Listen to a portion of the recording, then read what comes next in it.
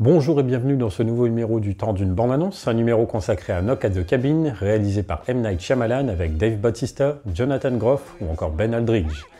Alors qu'ils passent leurs vacances dans un chalet isolé en pleine nature, une jeune fille et ses parents sont pris en otage par 4 étrangers armés qui exigent d'eux un choix impossible afin d'éviter l'imminence de l'apocalypse.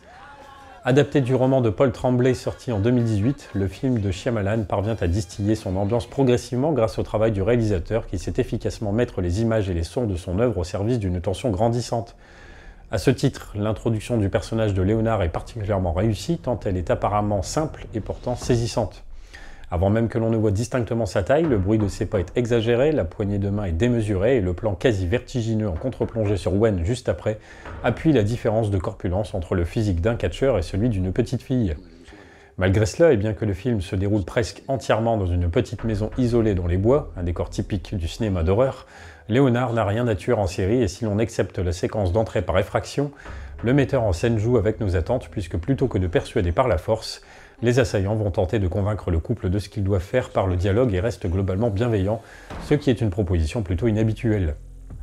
La plupart des personnages ont même la voix qui en tremble tant la situation est malaisante, aussi bien pour les victimes que pour les assaillants. De par leur rôle et les couleurs de leurs vêtements, ces derniers peuvent d'ailleurs être comparés aux 4 cavaliers de l'Apocalypse tels qu'ils sont décrits dans les textes anciens. Mais plutôt que de symboliser la famine par exemple, le personnage concerné, Sabrina, travaille dans la restauration. Ainsi, de manière plus subtile encore par ce message positif sur la notion de fin, Knock at the Cabin donne à ses antagonistes une touche de sincérité qui doit permettre de justifier leur intrusion, faisant s'éloigner le film de l'horreur des différents sacrifices effectués.